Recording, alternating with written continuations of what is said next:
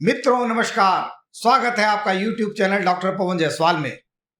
आज हम इस वीडियो की शुरुआत एक ऐसी समस्या से करने जा रहे हैं जो कि कॉमन है, ज्यादातर सरकारी कर्मचारियों को फेस करनी पड़ती है।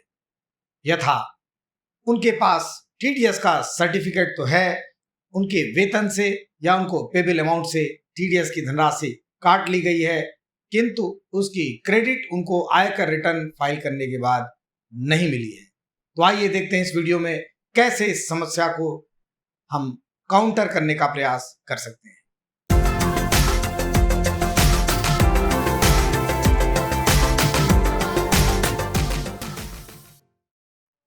मित्रों, ज्यादातर सरकारी कर्मचारी फरवरी या मार्च के महीने में एकमुश्त TDS के शिकार होते हैं। नियोक्ता अपने कर्मचारियों की सैलरी से या अन्य किए जाने वाले भुगतानों में से समुचित मात्रा में टैक्स डिडक्टेड एट सोर्स कर लेता है।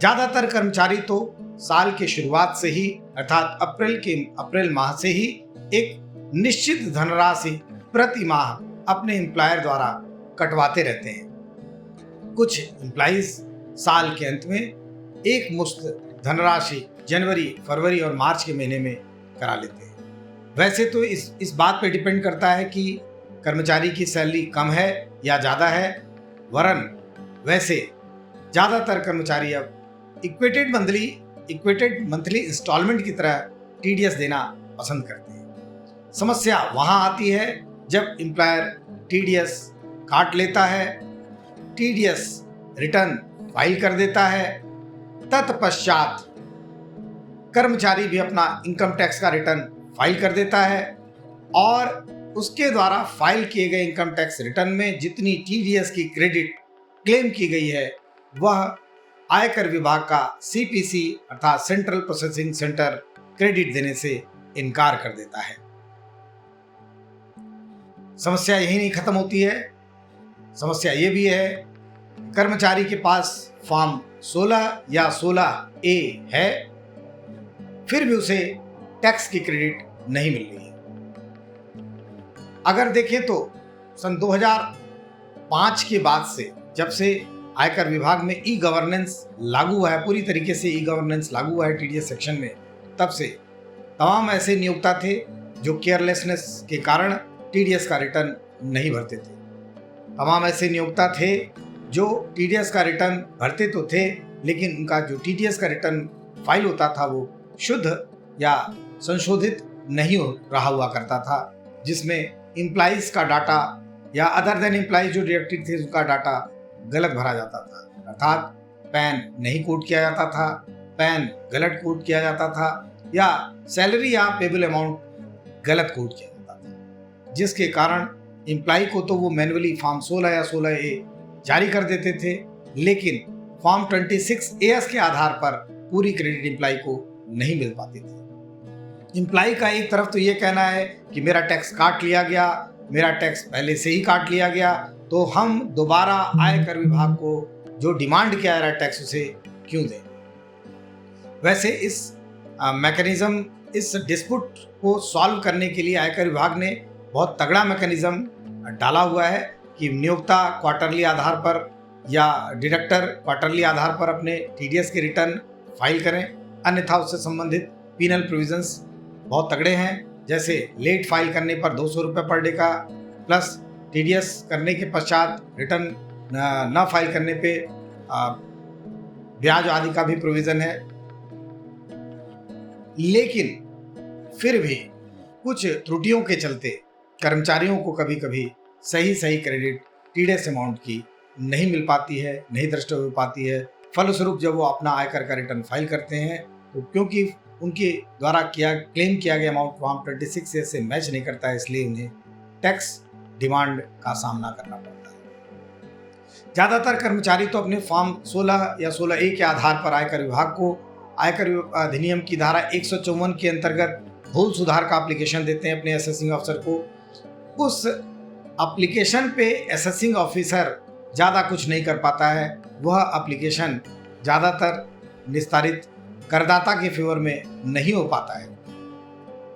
हालांकि बीच बीच में वित्त मंत्रालय ने, आयकर विभाग ने कुछ ऐसे सर्कुलर निकाले हैं जहां पर असेसिंग अफसर को यह अधिकार दिया गया है कि अगर करदाता या कर्मचारी ओरिजिनल फॉर्म 16 या 16A प्रस्तुत करे तो उनका कुछ एक सर्टेन लेवल पे वेरिफिकेशन कराकर, टीडीएस अथॉरिटीज से वेरिफिकेशन कराकर या उसकी नियोक्ता से वेरिफिकेशन करा के उसकी क्रेडिट उसको दे दी जाए।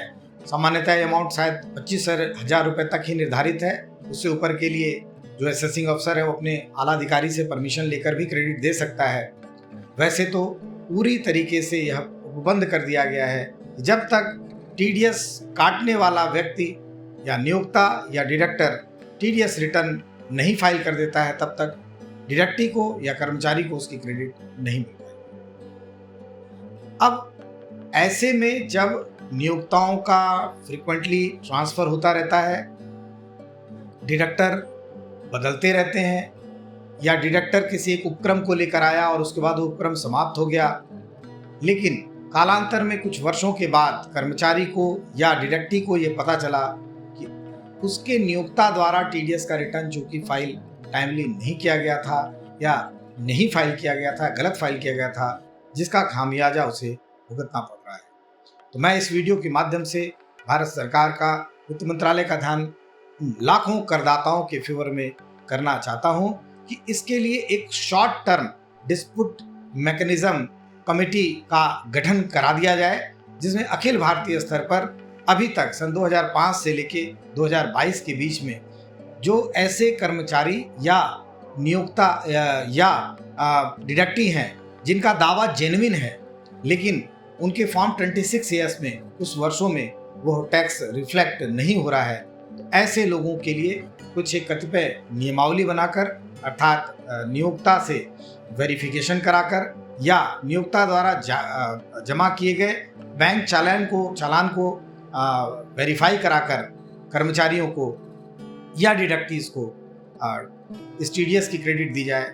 वैसे जहाँ तक मेरी जानकारी है, जैसा कि मैं हजारों हजार की संख्या में कर्मचारियों से और डिडक्टिव से मिलता रहता हूँ, शायद आयकर विभाग में करोड़ों अरबों रुपए की ऐसी डिमांड होगी जो ऑलरेडी पेड है लेकिन इनकम टैक्स रिटर्न फाइल करने के बाद अभी भी पेंडिंग शो हो रही है। करदाता का ये दावा रहता है कि हम चूंकि टैक्स पहले दे चुके हैं तो हम दोबारा क्यों दें। वहीं पे विभाग का ये कहना रहता है कि चूंकि डिमांड क्रिएट हुई है, आपके पैन नंबर पर शो नहीं हो रही, इसलिए आपको टैक्स देना पड़ेगा। और ये ऐसा डिस्प्यूट है जिसका किसी भी धारा में, आयकर अधिनियम की किसी भी धारा में किसी भी प्रकार से कोई सॉल्यूशन नहीं दिखता है।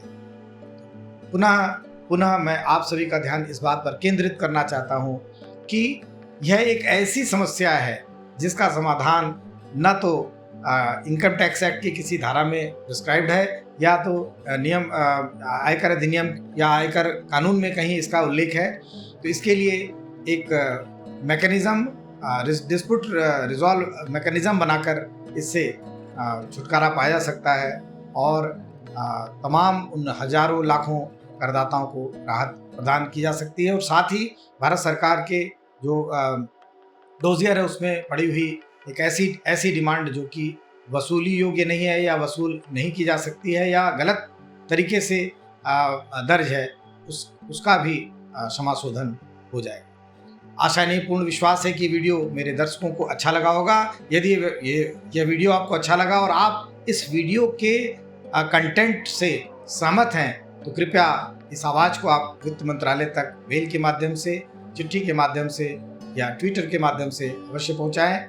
बहुत जल्द ही हो सकता है केंद्र सरकार इस पर कोई डिस्प्यूट रेजोल्यूशन मैकेनिज्म डेवलप करके इस समस्या का समाधान कर दे। चलते चलते मैं ये बात बता दूं, मैंने तमाम ऐसे करदाताओं को देखा है कि वो झंझट में न पड़ने के कारण या किसी भी प्रकार का डिस्प्यूट न क्रिएट हो, कानूनी डिस्प्यूट न क्रिएट हो, इसके लिए वो दोबारा तक टैक्स जमा कर देते हैं, फाइल कर देते हैं।